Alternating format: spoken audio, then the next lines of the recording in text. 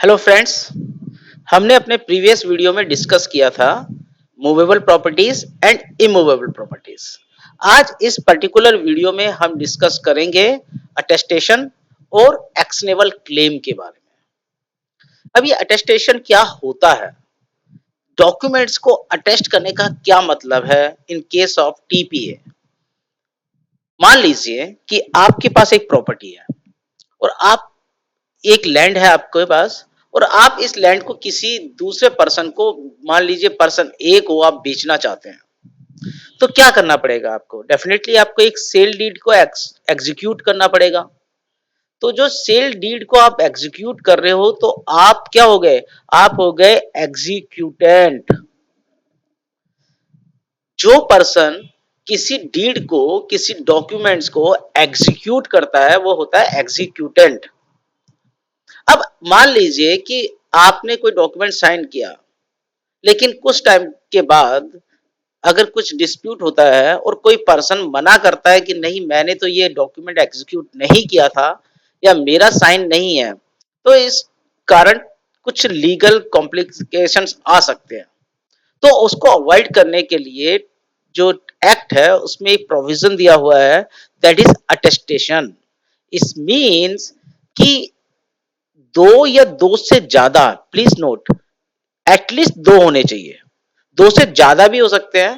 दो, वो क्या करेंगे? वो विटनेस करेंगे। क्या विटनेस करेंगे? कि इस डॉक्यूमेंट को एग्जीक्यूटेंट ने साइन किया है या अफिक्स किया है his marks to the documents. मतलब देखिए, हो सकता है कि जो एग्जीक्यूटर है, जो एग्जीक्यूट मतलब जो एग्जीक्यूट कर रहा है, वो इलिटरेट है, वो साइन करना नहीं जानता, तो वो क्या करेगा? वो थम इंप्रेशन लगाएगा। तो जो विटनेस है वो क्या करते हैं? वो ये अपना साइन करते हैं और अपने साइन से अटेस्ट करते हैं। क्या अटेस्ट करते हैं? कि हमने देखा है कि ये जो एग्जीक्यूटेंट है इसी ने साइन किया है या इसी का थंब इंप्रेशन है। तो कल को ये एग्जीक्यूटेंट अपने साइन या अपने थंब इंप्रेशन से डिनाई नहीं कर सकता। या तो इसमें देखिए एक प्रोविजन और दिया हुआ है, वो प्रोविजन है कि या उन्होंने खुद देखा हो, मतलब जो ये विटनेसेस है ना, इनके सामने साइन किया हो, या जो इसने एग्जीक्यूट किया है उन्होंने उसने इनको पर्सनली बता दिया कि भैया मैंने ही साइन किया है। फॉर एग्जाम्पल मान लीजिए मैंने कोई डॉक्यूमेंट साइन किया, जब मैं साइन कर रहा था डॉक्यूमेंट, उस टाइम जो विटनेसेस थे वो नहीं थे वहां पर। अब मैंने क्या किया? डॉक्यूमेंट मैंने साइन तो कर दिया, अब मैंने विटनेस के पास गया और बोला कि लाओ इस डॉक्यूमेंट्स को विटनेसेस कर दो, विटनेस कर दो इसको। इस केस में अगर मैंने उनको पर्सनली एक्नोलेज कर दिया कि हाँ ये जो साइन किया ना ये मैंने ही किया है, तो ये भी एक वैलिड अटेस्टेशन है। इट मीन्स अगर विटनेस के लिए या तो उनके सामने साइन किए हो, या जिसने साइन किया है वो बोल दे कि हाँ मैंने साइन किया है, पर्सनली एक्नोलेज कर दे कि ये मेरे सिग्नेचर है। लेकिन आपको ये चीज याद रखनी है कि जो विटनेसेस साइन करेंगे ना, वो तो एग्जीक्यूटेंट की प्रेजेंस में ही साइन करेंगे। इट मीन्स देखिए, विटनेस को भी साइन करना है, विटनेसेस को भी साइन करना है कि हाँ भाई ये इन्होंने डॉक्यूमेंट, कितने विटनेसेस? At least to. वो क्या करेंगे? वो आपके डॉक्यूमेंट पे वो भी साइन करेंगे कि हाँ हमारे सामने इसने साइन किया या इसने एक्नॉलेज कर दिया है। लेकिन वो जब साइन करेंगे तब एग्जीक्यूटेंट की प्रेजेंस होना जरूरी है। It is very important. Second है कि जो अटेस्टेटर्स हैं, दे हैव एनिमस अटेस्टेंडी। इसका मतलब वो जो साइन कर रहे हैं ना, वो अटेस्ट करने की इंटेंशन के साथ का साइन कर रहे हैं। इट मीन्स ऐसा नहीं है कि किसी और रीजन से वो साइन कर रहे हो, उनकी इंटेंशन भी होनी चाहिए। इंटेंशन कैसे पता लगाता है कोर्ट? जब कोर्ट में केस जाता है तो इंटेंशन पता लगाई जाती है अवेलेबल सर्कमस्टेंसेस से, एविडेंसेस से, सर्कमफेरेंशियल एविडेंसेस से। अच्छा, ये जरूरी नहीं है कि दोनों विटनेस एक साथ ही अवेलेबल होने चाहिए। It is also not necessary. मान लीजिए कोई एक डॉक्यूमेंट है, उस डॉक्यूमेंट पे एग्जीक्यूटेंट ने साइन कर दिया और वहां पे एक विटनेस था, उसने साइन कर दिया। फिर एक दूसरा विटनेस आया। अब एग्जीक्यूटेंट तो पहले से साइन कर चुका है, तो जो दूसरा विटनेस है उसने को एग्जीक्यूटेंट ने बोला कि हाँ ये मैंने ही साइन किया है, अब आप साइन कर दीजिए। तो वो दूसरा अब साइन कर सकता है। दोनों विटनेसेस एक साथ एक जगह पे होना जरूरी नहीं है। I hope it is clear to you. अच्छा, लॉ किसी पर्टिकुलर फॉर्म को भी बताता नहीं है कि जो अटेस्टेशन है वो एक पर्टिकुलर फॉर्म में होना चाहिए। बस ये है कि इसमें साइन होना चाहिए, एड्रेस होना चाहिए, मतलब जिस जो अटेस्ट कर रहा है आप उसको आइडेंटिफाई कर सको कि किसने किया है। कल को अगर कोर्ट में जरूरत पड़े तो उसको बुलाया जा सके कि हाँ भाई ये डॉक्यूमेंट्स आपके सामने साइन हुआ था। वो बोलेगा हाँ सर मेरे सामने हुआ था। तो इसके लिए आपको उसकी आइडेंटिफिकेशन तो जरूरी था ना, इसलिए साइन एंड एड्रेस ये चाहिए। अच्छा, कौन अटेस्ट कर सकता है? अटेस्ट कोई भी पर्सन कर सकता है जो कि लीगली कैपेबल है। सुई जुरिस जो है, any person who is sui juris means who is legally capable can sign. एक चीज याद रखिए, जो party to a deed can not be an attesting witness. मान लीजिए एक सेल डीड है, एक सेल डीड साइन हो रही है। ये सेल डीड है, इसको साइन कर रहा है, कौन साइन करेगा? एक तो सेलर करेगा, है ना, और एक बायर करेगा। ये दोनों क्या हैं? ये दोनों पार्टीज हैं टू ए डीड। ये दोनों विटनेस नहीं हो सकते, ये दोनों विटनेस की जगह साइन नहीं कर सकते।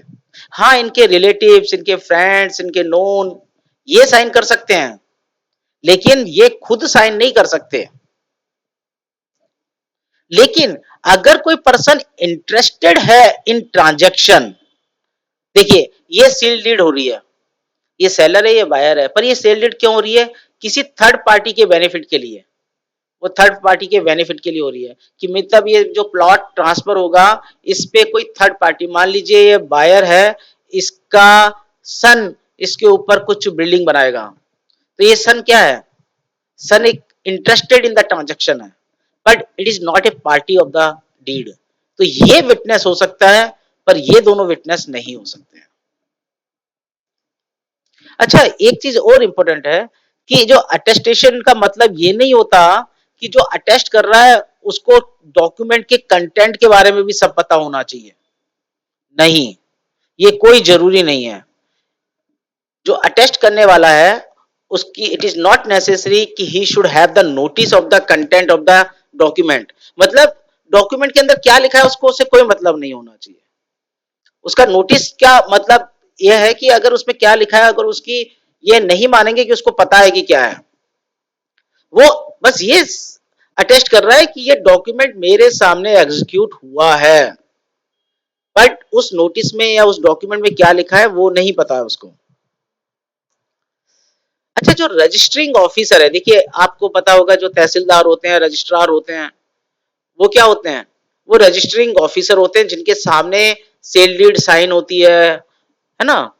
तो ये बोला गया, सुप्रीम कोर्ट ने अब्दुल जवाहर वर्सेस वेंकटा शास्त्री केस में ये डिसाइड किया, और इट वाज हेल्ड कि जो अटेस्टेशन है ना, उसके लिए आपका इंटेंशन होना बहुत जरूरी है। इट मींस जो रजिस्ट्रार है वो अगर ऐसे रजिस्ट्रार भी साइन करेगा, लेकिन अगर वो ऐसे विटनेस भी साइन करता है तो वो माना जाएगा, प्रोवाइडेड दैट कि उसने साइन किया है एज ए विटनेस, उसकी अटेस्टेड करने की इंटेंशन थी। That is important. तो अटेस्टेड जिस मतलब इसमें क्लियर है कि जो पर्सन है जिसकी अगर अटेस्टेड करने की इंटेंशन है तो वो कर सकता है, इवन दो वो रजिस्टरिंग ऑफिसर भी है। So this were the means issues and this were the sum जो ये रजिस्ट्रेशन से रिलेटेड टॉपिक्स था उसमें था। अब अटेस्टेशन से मतलब अब हम बात करते हैं एक्शनेबल क्लेम की। एक्शनेबल क्लेम क्या होता है? देखिए, एक्शनेबल क्लेम मतलब ये तो क्लेम है, और ये एक्शनेबल है मतलब इसके ऊपर कोई एक्शन ले सकते हैं, इसलिए इसको बोलते हैं एक्शनेबल क्लेम। तो एक्शनेबल क्लेम वो क्लेम्स होते हैं जो कि रिकॉग्नाइज्ड बाय द कोर्ट होते हैं टू ग्रांट रिलीफ। इसके अंदर मतलब कोर्ट में अगर आप जाओगे तो कोर्ट इसको रिकॉग्नाइज करेगा। आई एम नॉट सेइंग कि डिसाइड करेगा, court will recognise to grant relief कि हाँ भाई हम सुनेंगे तुम्हारा केस। So actionable claims are the claims which are recognized by the court to grant relief। किसके और पर ये किससे रिलेटेड होने चाहिए? या तो अनसिक्योर्ड डेब्ट, ये ध्यान रखिए अनसिक्योर्ड डेट्स की बात हो रही है, जो डेट है वो आपका अनसिक्योर्ड होना चाहिए, या कोई मूवेबल प्रॉपर्टी में आपका इंटरेस्ट है, उसके ऊपर आपका कोई क्लेम है, लेकिन वो मूवेबल प्रॉपर्टी आपकी पोजीशन में नहीं होनी चाहिए, नाइदर एक्चुअल नॉर कंस्ट्रक्टिव। ये एक्चुअल पोजीशन क्या होता है और कंस्ट्रक्टिव पोजीशन क्या होता है? एक्चुअल मतलब आप एक्चुअल में उसका पोजीशन रख रहे हैं, और कंस्ट्रक्टिव का मतलब मान लीजिए आपके पास आपने आपकी कोई गुड्स है और आपने किसी वेयर हाउसेस में रखी हुई है, वो आपके बिहाफ में वेयर हाउस वाले ने रखी हुई है, तो वो आपका कंस्ट्रक्टिव पोजीशन हो गया। तो अगर आपका अनसिक्योर्ड डेट है और या बेनिफिशियल इंटरेस्ट है मूवेबल प्रॉपर्टी में जिसका पोजीशन आपके पास नहीं है, उसके अगेंस्ट में अगर आपका कोई क्लेम है जिसको कोर्ट रिकॉग्नाइज करता है, वो ही एक्शनेबल क्लेम होगा। देखिए, इस एक्शनेबल क्लेम का मतलब क्या है? देखिए, एक्शनेबल क्लेम ये है कि मान लीजिए अगर कोई आपका डेट है और वो सिक्योर्ड है, सिक्योर्ड है मतलब आपके पास उस डिक्योर, मान लीजिए आपसे किसी ने पैसे लिए और उसने अपना प्रॉपर्टी आपके यहाँ पे मोर्गेज कर दी, तो उसकी प्रॉपर्टी तो आपके पास मोर्गेज है, तो वो तो आपका अनसिक्योर्ड डेट नहीं है, वो तो सिक्योर्ड डेट है। उसके लिए आपको कोर्ट में जाने की जरूरत नहीं है। आप उसका अगर वो आपका पैसा नहीं देता है, आपका डेट पे नहीं करता है, रीपे नहीं करता है, तो आप उसका मॉर्गेज प्रॉपर्टी है उसको बेच के आप अपना पैसा निकाल सकते हो, तो उसके लिए एक्शनेबल क्लेम की जरूरत नहीं है। सिमिलरली अगर कोई मूवेबल प्रॉपर्टी है और उसका पोजीशन आपके पास है और उसके में आपका कोई इंटरेस्ट आ रहा है, तो आप क्या करोगे? पोजीशन तो आप ही के पास है, आप उसको बेच के अपना इंटरेस्ट या जो भी आपके बेनिफिट इंटरेस्ट है वो आप उसको सेटिस्फाई कर सकते हो। तो उन दोनों केसेस में एक्शनेबल क्लेम की जरूरत नहीं होती है। मान लीजिए मैंने आपको अपना मोबाइल रिपेयर करने के लिए दिया, अब क्या किया आपने, वो मोबाइल रिपेयर कर दिया और आपको रिपेयरिंग करने के चार्जेस है 1000 रुपीज। तो ये जो 1000 रुपीज चार्जेस है ना आपके, ये एक्शनेबल क्लेम नहीं है। क्यों नहीं है? क्योंकि मोबाइल आपके पोजीशन में है, वो मोबाइल आपके पोजीशन में है, और जब तक मोबाइल आपके पोजीशन में है वो एक्शनेबल क्लेम नहीं है। अगर मान लीजिए वो मोबाइल आपने मेरे को दे दिया और मैंने आपको पैसे नहीं दिए, मैंने बोला कि मैं आपको 2 महीने बाद दूंगा या 10 दिन बाद दूंगा, जब अगर आप उससे पार्ट ऑफ हो गए, आपने मोबाइल मेरे को दे दिया, उसके बाद वो आपका एक्शनेबल क्लेम बन गया, क्योंकि नाउ द प्रॉपर्टी जो मूवेबल प्रॉपर्टी है वो आपके पोजीशन में नहीं है, तब आप एक्शनेबल क्लेम उसमें, ये आपका एक्शनेबल क्लेम है। लेकिन इससे मतलब क्या है, क्यों पढ़ रहे हैं हम एक्शनेबल क्लेम? हम इसलिए पढ़ रहे हैं कि एक्शनेबल क्लेम एक प्रॉपर्टी होती है, it is a property which can be transferred. और ये जो हमारा ये एक्ट है, ट्रांसफर ऑफ प्रॉपर्टी एक्ट, इसमें एक्शनेबल क्लेम का ट्रांसफर कैसे होता है ये जानना भी हमारे को जरूरी है। पर एक्शनेबल क्लेम को आपको समझने के लिए थोड़ा सा और इसको समझना होगा कि एक्शनेबल क्लेम और राइट टू स्यू में डिफरेंस होता है। राइट टू स्यू मतलब कि आपके पास राइट है कि आप किसी को स्यू कर सकते हो। अगर जब हम आगे पढ़ेंगे कि क्या कौन सी प्रॉपर्टी ट्रांसफर हो सकती है कौन सी नहीं हो सकती, तो mere right to sue can not be transferred.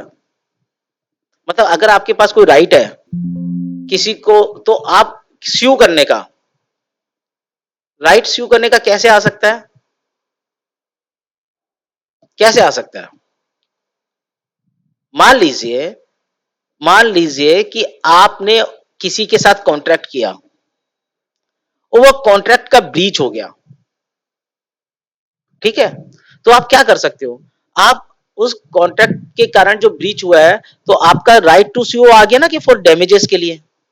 अब आप डैमेजेस के लिए कोर्ट में जा सकते हो ना, तो ये आपका राइट टू स्यू है। लेकिन ये राइट टू स्यू ट्रांसफर नहीं हो सकता, ये हम आगे वाले, जब हम आगे जाएंगे, आगे वाले वीडियोस देखेंगे, तो उसमें है कि mere right to sue is not transferable, which can not be transferred. लेकिन actionable claim is property and it can be transferred. तो आपको डिफरेंस समझ में आना चाहिए कि इन दोनों के बीच में डिफरेंस क्या होता है। देखिए, मान लीजिए मान लीजिए कि मेरे पास एक कार है ना? ये कार मेरी अच्छी कार तो नहीं है, लेकिन एक कार है। अब ये कार मैंने आपको बोला कि मैं ये कार आपको बेचूंगा, आपने कहा ठीक है, हमारे बीच में एक कॉन्ट्रैक्ट हो गया। अब क्या हुआ कि ये कॉन्ट्रैक्ट हुआ उस टाइम, मतलब हमारे बीच में डिसीजन हो गया था कि ये मैं 1 लाख में दूंगा, आप मेरे को कार दोगे, इस तरह का सारा ऑल कॉन्ट्रैक्ट वाज डिसाइडेड। अब हुआ क्या कि जब मैं अपनी कार आपसे अपनी कार खरीदने, मतलब आपकी कार खरीदने आया 1 लाख रुपए में, तब तक वो कार आप बेच चुके थे। तो क्या हो गया? ब्रीच ऑफ कॉन्ट्रैक्ट हो गया। अब ब्रीच ऑफ कॉन्ट्रैक्ट हो गया तो मैं आपको स्यू कर सकता हूं। कॉन्ट्रैक्ट एक्ट में आपने पढ़ा ही होगा, नहीं पढ़ा है तो मेरे कॉन्ट्रैक्ट लॉ की वीडियोस जाके देख लीजिए। तो आप क्या कर सकते हैं? आप स्यू कर सकते हैं। ये जो आपका राइट टू स्यू है ना, इसको आप ट्रांसफर नहीं कर सकते, क्योंकि अब तो कुछ बचा ही नहीं ना। अब तो कॉन्ट्रैक्ट ब्रीच हो चुका है, nothing is left. Now you can't transfer right to स्यू।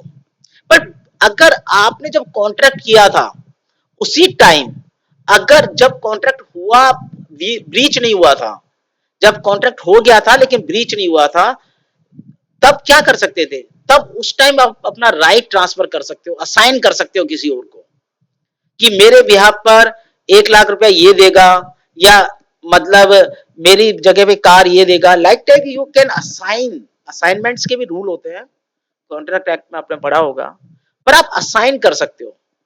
अगर ब्रीच से पहले आपने असाइन कर दिया और उसके बाद ब्रीच हो गया, अब आप स्यू कर सकते हो।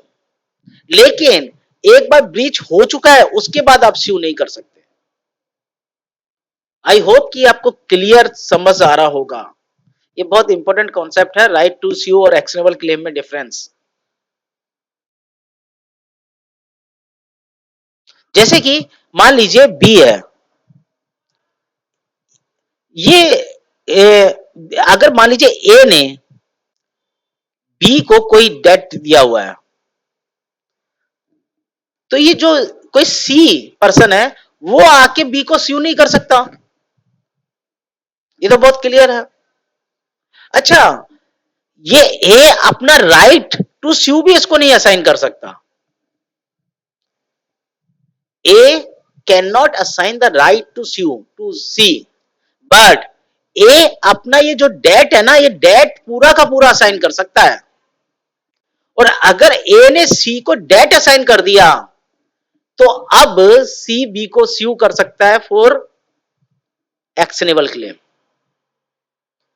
तो आपको समझ में आ रहा होगा, राइट टू स्यू मतलब अब आपके पास और कुछ नहीं है, अब बस स्यू ही कर सकते हो आप। There is no other means remedy available, तो वो आप ट्रांसफर नहीं कर सकते। लेकिन अगर ऐसा नहीं है, आपने कोई और चीज असाइन की है और कोई ट्रांसफर की है और उसके कारण अब वो एक्शनेबल क्लेम है, तो अब आप एक्शनेबल क्लेम को ट्रांसफर कर सकते हैं, क्योंकि actionable claim is a property.